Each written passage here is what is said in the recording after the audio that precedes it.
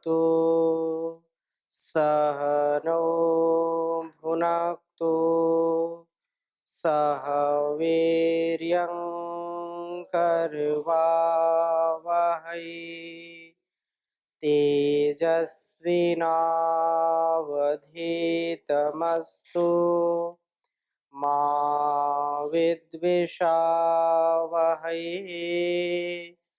ओम शांति शांति शांति। वैदिक जीवन पद्धति की इस कक्षा में आप सबका हार्दिक स्वागत है, अभिनंदन है। बहुत ही अच्छा विषय चल रहा है। हम सबका जीवन सबसे उन्नत है, सभी प्राणियों में श्रेष्ठ है, ज्येष्ठ है, और इसकी सिद्धि के लिए, गति प्रगति के लिए, यश कीर्ति और समृद्धि के लिए, वृद्धि के लिए हम सतत प्रयत्नशील रहें।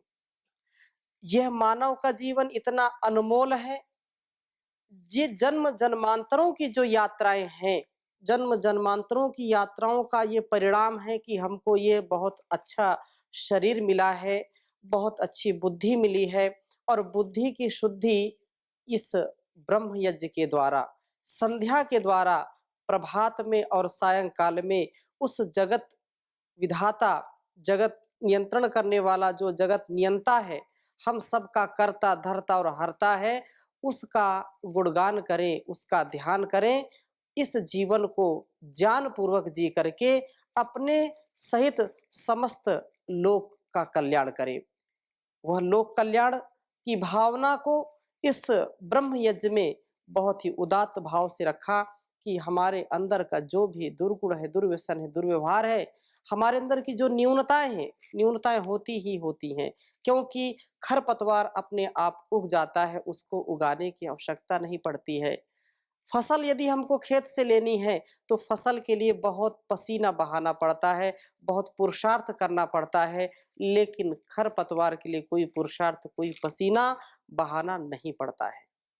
ऐसे ही हमारे दिव्य जीवन के लिए, हमारे शुचितापूर्ण पवित्रमय जीवन के लिए, सौहार्दमय जीवन के लिए, सामर्थ्यमय जीवन के लिए, शक्ति संपन्न जीवन के लिए हमको सतत पुरुषार्थ और जो ध्यान है, उस परमात्मा की शरणागति की प्राप्ति की परम आवश्यकता होती है। जब तक उस विधाता की शरणागति को हम प्राप्त नहीं होंगे, अर्थात जब तक उसके प्रति समर्पण का भाव नहीं होगा, अर्पण का भाव नहीं होगा, तब तक हमारा जीवन कभी भी गति प्रगति को प्राप्त नहीं हो सकता है।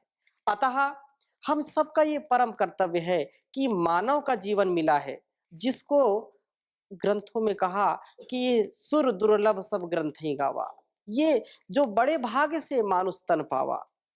तो इस बड़े भाग्य से जो पाए हैं हम इसको, तो ऐसे भोग में इसको बहा न दें। भोग तो भोगना है, लेकिन इस संसार में आकर के जागरूकता पूर्वक जागते हुए उस परमात्मा के प्रति पूरा समर्पित होकर के, निष्काम भाव से, ब्रह्म भाव से, ब्रह्मनिष्ठ होकर के इस देवत्व का हम अपने जीवन में आधान करें। यदि देवत्व आएगा, देने की भावना आएगी, देने की भावना ही देवत्व का भाव होता है। अतः इसके लिए जो सारी प्रार्थनाओं को यहाँ पर सारे वेद मंत्रों को कहा, और अंत में अनकंडीशनल सरेंडर, कोई शर्त नहीं है, बेशर्त अपना पूरा समर्पण।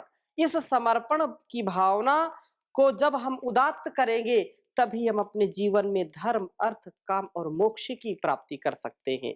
क्योंकि ये शब्द तो कुछ सुन लिए जाते हैं, लेकिन उसका जीवन में, आचरण में उतारना बड़ा कठिन काम होता है। परंतु शनै पंथा शनै कंथा शनै पर्वत लंघनम, धीरे धीरे जो संसार में हमको सबसे ज्यादा कठिन लगता है, संसार में जो सबसे ज्यादा दुष्कर और बहुत दुर्गम चीजें लगती हैं, वो भी सुगम हो जाती हैं, वो भी हमारे लिए सरल सहज हो जाती हैं। लेकिन अभ्यास और उसके प्रति हमारा निरंतरता के साथ, एकाग्रता के साथ, भाव के साथ ये सतत चलने वाली प्रक्रिया है। इसलिए ये बात जो कही, हे ईश्वर, ये प्रार्थना का प्रकरण है, समर्पण प्रार्थना है उस ईश्वर के प्रति कि हे ईश्वर दया निधे, भवत कृपया अनेन जपोपासनादि कर्मणा धर्म अर्थ काम मोक्षाणाम सद्यः सिद्धिर्भवेन्नः। जो सद्यः सिद्धिर्भवेन्नः, यहाँ पर थोड़ा सा और विचार करने की बात है। सद्यः सिद्धिर्भवेन्नः, सद्य शीघ्र ही ऐसी सिद्धि की प्राप्ति हो जाए जिससे मैं धर्म अर्थ काम और मोक्ष की प्राप्ति कर सकता हूं। अगर विलंब होगा तो संसार है अपनी ओर आकर्षित करेगा, खींचेगा, और उसके खिंचाव में व्यक्ति रुक नहीं पाता, ठहर नहीं पाता है।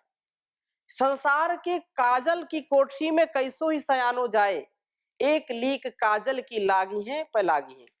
निश्चित रूप से कहा, धर्म से त्वरिता गति, धर्म की गति तेज होती है।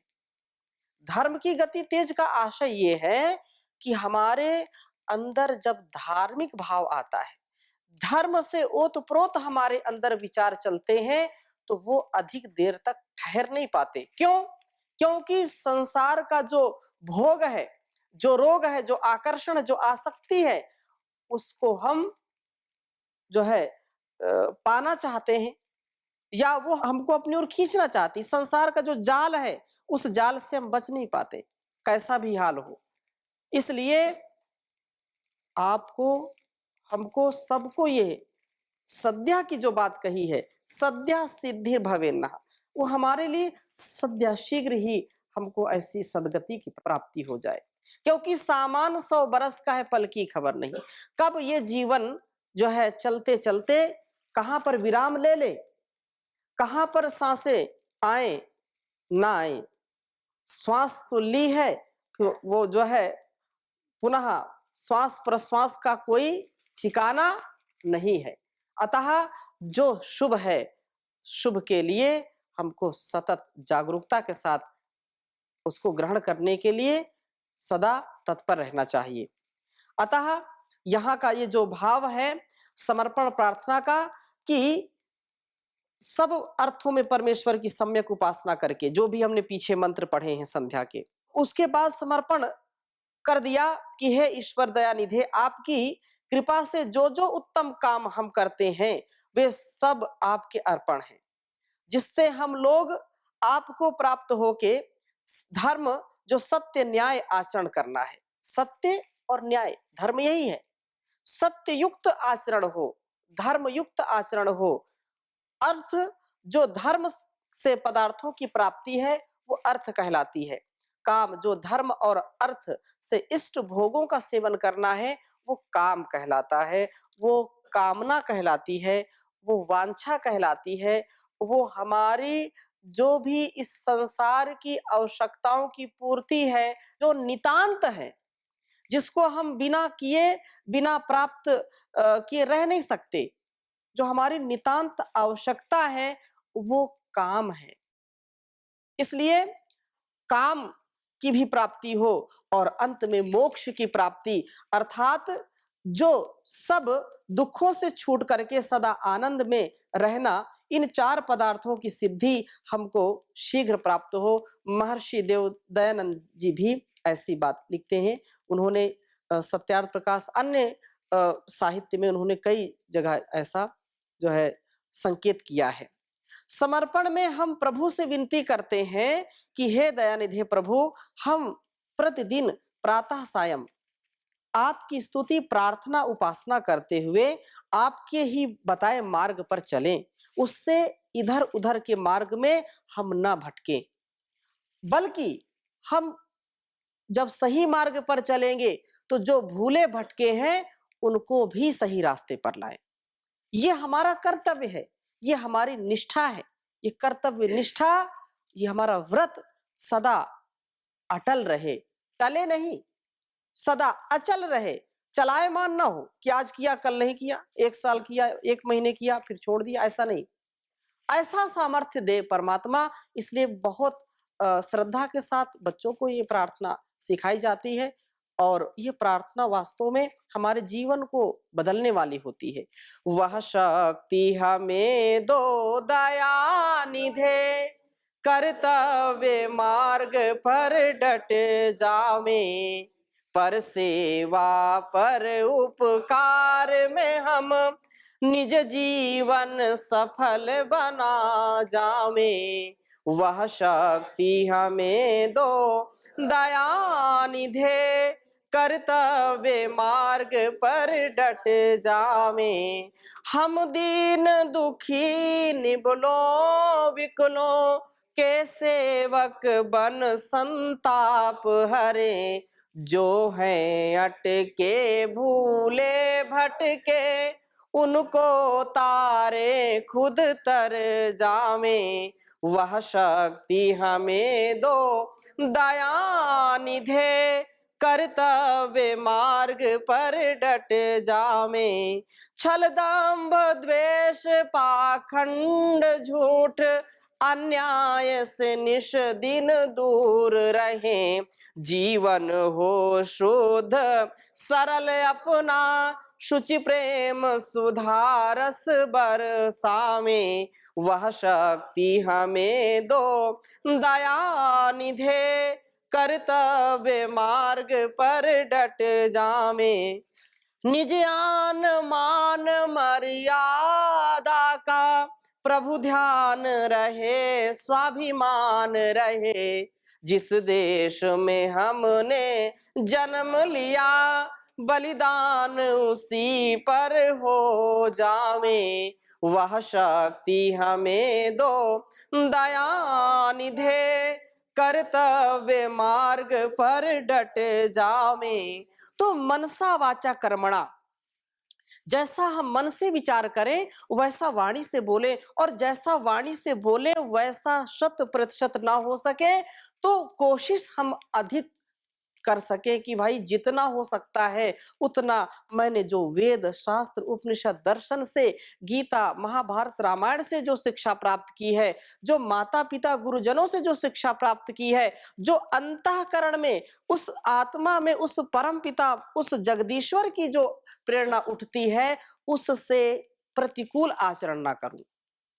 मैं वही आचरण करूं जो मर्यादित है, मैं वही आचरण करूं जो वेद अनुकूल है, मैं वही आचरण करूं जो शास्त्र अनुकूल है। शास्त्र जिसकी आज्ञा देता है, ऐसी आज्ञा का पालन करने वाला कभी भी दुख को प्राप्त नहीं होता।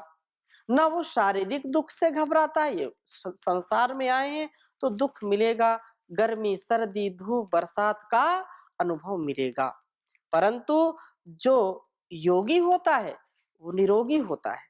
मन से तन से वह पूर्ण जो है होशो हवास में रह करके सजग सावधान हो करके उस सामर्थ्य को धीरे धीरे बढ़ाता रहता है। वो छोटी छोटी बातों में या छोटे छोटे समस्याओं को वो तुरंत उससे पार हो जाता है, दुखी नहीं होता है।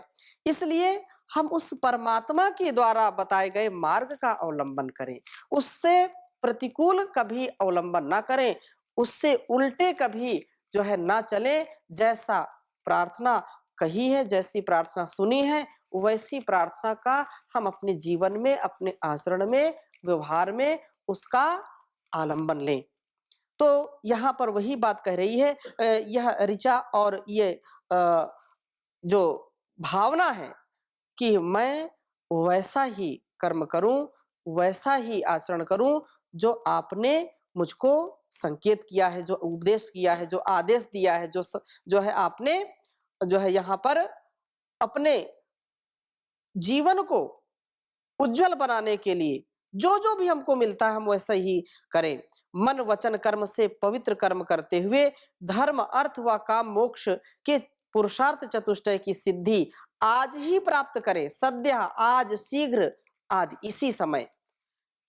क्योंकि जैसा कहा कि कोई भरोसा नहीं है, इससे आप हमारा सहाय करें। ये हमारी जो भावना है, हम सबकी भावना है, सद्या सिद्धिर भवेन्ना, सब सिद्धि को प्राप्त करना चाहते हैं। अभी अभी आपसे बोला जाए आपको प्रधानमंत्री बना दिया जाए, कौन ऐसा होगा कि नहीं नहीं नहीं, मैं अभी तैयार नहीं हूं, अभी वो तो कैसी ही स्थिति हो वो तैयार हो जाएगा। किसी को साम्राज्य मिल रहा है तो कौन मना करेगा। एक व्यक्ति जो है मरणासन है, उसको भी बोले कि आपको ये सारा संसार का या इस राष्ट्र का आपको नेता बनाया जाएगा, तो उसके अंदर भी गति होने लगती है। तो सब चाहते हैं कि उन्नति हो, हमारी जो मनोकामना है वो अभी पूरी हो, अभी विलंब ना हो। इसलिए इसमें सहायता वो परमात्मा करता है, यदि वो ना करे तो ये संभव नहीं है। हमें ऐसी प्रेरणा दे कि हम सदा धर्म का ही अनुसरण करें, धर्म के मार्ग पर चलते हुए धर्म आचरण से ही अर्थ उपार्जित करें और धर्म से कमाए अर्थ ही से अपने इष्ट भोगों का सेवन करें। हम अपने सभी शुभ कर्मों को आपको ही समर्पित करते हैं, आपका सानिध्य प्राप्त करें और मोक्ष सुख को प्राप्त करें। मोक्ष का सुख क्या है? काम, क्रोध, लोभ, ईर्ष्या, द्वेष, छल, कपट से हम मुक्त हो जाएं। मोक्ष यही है। मुसलिम मोचने, मुसलिम मोचने पानी की जो धातु है, मुसलिम मोचने अर्थात जो हमको दुखों से, सांसारिक बंधनों से मुक्त कर दे, वही मोक्ष है। तो क्या जीते जी कोई मोक्ष प्राप्त कर सकता है? जरूर कर सकता है। क्यों? क्योंकि जो काम क्रोध में नहीं फंसा है, जो ईर्ष्या द्वेष लोभ में नहीं फंसा है, जो बुरी आदतों में अपने को नहीं लगाता है, वही व्यक्ति मुक्ति को पाता है, वही व्यक्ति मोक्ष का अधिकारी है। जो अपने जीवन में छल भी करता है, कपट भी करता है और झूठ बोलता है, नशा करता है, मादक द्रव्यों का प्रयोग करता है, आचरण में जिसके पवित्रता नहीं, शुद्धता नहीं, वो जब इतने जो है जटिल जाल में बंधा है तो मुक्त कहाँ है? वो तो पराधीन है। और पराधीन सपने सुख नाही, उसको स्वप्न में भी सुख की प्राप्ति नहीं हो सकती है। लेकिन जो जीते जी इन बाधाओं को काट देता है, जीते जी इनसे ऊपर उठ जाता है, जीते जी छोटी छोटी बातों में जहां संसार के लोग लड़ते झगड़ते हैं, उनसे जब ऊपर उठ जाता है तो वो मुक्त हो जाता है। और ऐसा ही व्यक्ति मूल मुक्ति को पाता है, जो मुक्ति बात कहते हैं। लेकिन मुक्ति मुक्ति इतनी बात कहते हो, मोक्ष पाना है, मोक्ष पाना, मोक्ष पाना। लेकिन यहाँ जो है बड़े बड़े मठाधीश हैं, उनके कुछ ऐसे कारनामे वो नहीं छोड़ते। हाँ, मुक्ति की बात करेंगे, मोक्ष का उपदेश करेंगे, लेकिन चिलम नहीं छूटेगी। मुक्ति की बात करेंगे लेकिन गांजा नहीं छूटेगा, भांग नहीं छूटेगी। ऐसे मुक्ति तो नहीं हो सकती है, क्योंकि ईश्वर का आदेश उपदेश जिसने नहीं माना है, जिसने अपने माता पिता गुरुजनों के शुभ संकेतों को नहीं माना है, जो कल्याणकारी वचन है उनको नहीं माना है, वो कैसे मुक्त हो सकता है संसार से? क्योंकि संसार के आसक्ति से वो घिरा होता है। संसार में रह करके भी जैसे कमल कीचड़ में खिलता है और उसमें भी उसको कोई लेप नहीं है। वो कमल जैसे उसकी पंखुड़ी पर जल या कीचड़ टिक नहीं सकता है, नीचे गिर जाता है। वैसे ही व्यक्ति का चित्त यदि शुद्ध हो गया है तो इस संसार रूपी भवसागर में रहते हुए, इस संसार के दलदल में भी रहते हुए वो मुस्कुराता है, वो पूर्ण पवित्रता को पाता है। अतः हमारा यही शुभ कर्म, हमारा यही शुभ संकल्प हमको जीवन में आगे बढ़ाता है, और नहीं तो कभी भी व्यक्ति आगे बढ़ नहीं सकता। वो कदम ताल होती रहेगी, लगता है कि बढ़ रहे हैं लेकिन बढ़ते नहीं है। सफर वही, जैसे पहले कोल्हू चलते थे, कोल्हू का बैल होता था, 100 कोस दरे पर चलिए बाहर जाए न पहिए। एक लोकगीत है, भजन बिन बैल बिराने हुई हैं, भजन बिन बैल बिराने हुई हैं। जो पहले कोल्हू का तेल निकाल, कोल्हू से तेल निकालते थे, तो कहा तेली के घर बैला हुई है, कोस 50 दरे पर चली है बाहर जाए न पई है। ये संसार में हम ऐसे ही दौड़ते रहते, लगता है कि अब सफलता मिलने वाली है, लेकिन एक सफलता नहीं मिलती, 10 चीजें और आ जाती इकट्ठा। इसलिए कहा, जब तक जग में शुभ कर्मों का संचित सामान नहीं होगा, तब तक भव पार उतरने का पूरा अरमान नहीं होगा। जब तक जग में शुभ कर्मों का संचित सामान नहीं होगा, अच्छे व बुरे सब कर्मों से जाने पहचाने जाएंगे। जग में है कौन भला ऐसा जिसका इम्तिहान नहीं होगा। सबको परीक्षा देनी पड़ती है। सब उसी जो है, कहते हैं ना, पहाड़ के नीचे ऊँट आता है तो उसकी औकात पता चलती है। ऐसे ही बिना सदकर्म किए, बिना शुभ कर्मों की पूंजी कमाए, कोई भी उन्नति को नहीं प्राप्त कर सकता है। हमको लगता है अरे इसने बहुत करोड़ों कमा लिए, अरबों कमा लिए, लेकिन उसके दिल से पूछो सो नहीं पाता है। उससे पूछो, वो उसको भूख नहीं लगती है, भूख लगे इसके लिए गोली खाता है, फिर पच जाए उसके लिए गोली खाता है, फिर पेट साफ नहीं होता उसके लिए गोली खाता है, नींद नहीं आती उसके लिए गोली खाता है। देखने में तो अरबपति खरबपति है, लेकिन हालत बहुत पतली है। इसलिए सदकर्म हमारे साथ सच्ची पूंजी यही है। और आगे कहा, दुनिया में लाख हवन संध्या पूजा और पाठ करे कोई। कुछ लोग ढकोसलेबाजी करते, मैंने इतना हवन कर दिया, मैंने इतना गायत्री का जाप किया। ये दिखावा जो करता है वो कभी भी उन्नति नहीं करता। दुनिया में लाख हवन संध्या पूजा और पाठ करे कोई, जीवन में शुद्ध चरण बिना हरगिज कल्याण नहीं होगा। जब तक जग में शुभ कर्मों का संचित सामान नहीं होगा, तब तक भव पार उतरने का पूरा अरमान नहीं होगा।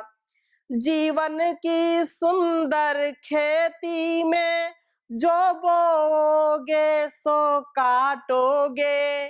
जीवन की सुंदर खेती में जो बोओगे वो काटोगे। मिर्ची का बीज अगर बोया, मिर्ची का बीज अगर बोया, बदले में धान नहीं होगा। जब तक जग में शुभ कर्मों का संचित सामान नहीं होगा। दर्शन उस विश्व विधाता के होंगे तो किसी दिल में होंगे। मंदिर मस्जिद गुरुद्वारे में बैठा भगवान नहीं होगा। वो तो कण कण में समाया है, जर्रे जर्रे में समाया है, वो खुदा है, खुद आया हुआ है, समाया है, हम सब में है। तो कोई यदि वहां जाकर के ही समझे कि ईश्वर यही है, तो भगवान तो कोई ऐसा थोड़ी कि उसको जो है ताले के अंदर कैद कर दिया। चाहे मंदिर हो, मस्जिद हो, गुरुद्वारा हो, वो तो वहां भी है और सर्वत्र भी है। इसलिए ये बात कही है, करने का समय है यही प्यारे, कर ले कुछ नेक कमाई तू। कुछ लोग बोलते हैं करेंगे, जब बुढ़ापा आएगा तो करेंगे, अभी तो डू ऐस, खाओ पियो मौज करो। हाँ, यावत जीवेत सुखम जीवेत ऋणम कृत्वा घृतम पिबेत। जब तक जियो शान से जियो। अगर जो है खर्चा कम पड़े तो, खाने की कम पड़े तो जो है कर्जा काट के लाओ, घी पियो। ऐसी जो चारवाक जैसी शिक्षा को मानने वालों को कमी नहीं है, और वो लोग दुख को पाते हैं, दुनिया को भी दुखी करते हैं। इसलिए इस संसार में यावत् स्वास्थ्यमिदं शरीरमरुजं यावत् जरा दूरतो यावत् चेन्द्रिय शक्तिरप्रतिहता यावत् क्षयो नायुषः आत्मा श्रेयसि तावदेव विदुषा कार्यः प्रयत्नो महान् संदीप्ते भवने तु कूप खननम प्रद्योद्यमः कीदृशः प्रद्योद्यमः कीदृशा। अभी अभी जो सद्यः की बात कही ना, सद्यः सिद्धिर भवे नः, अभी सिद्धि की प्राप्ति हो जाए। लेकिन कुछ लोग कहते हैं कि अरे जल्दी जल्दी क्या करना, अभी जीना है बरसों। तो ऐसी स्थिति में वो तरसते रहते हैं, उन पर ईश्वर की कृपा कभी भी बरसती नहीं है। अतः हम जीवन में जब सामर्थ्य को अर्जित कर रहे हैं तो साथ साथ उस विधाता के लिए हम जो उसका आदेश निर्देश संदेश उपदेश उसका जो है अपने जीवन में पालन करें और उसकी शरणागति को प्राप्त हो, यही समर्पण है, यही समर्पण प्रार्थना है और कोई समर्पण नहीं। ईश्वर के आगे ऐसा नहीं कि बिल्कुल आप कितना भी दंड बैठक लगाते रहो, वो तो शरीर झुकाते रहो, लेकिन जब तक तुम भाव को नहीं आप जो है नमन भाव से नहीं करते हो या अपने कर्मों को समर्पित नहीं करते हो तो तुम्हारे सिर पटकने से कोई लाभ मिलने वाला नहीं है, दिखावा करने से कोई लाभ नहीं मिलेगा। सच्चा समर्पण तो यही है।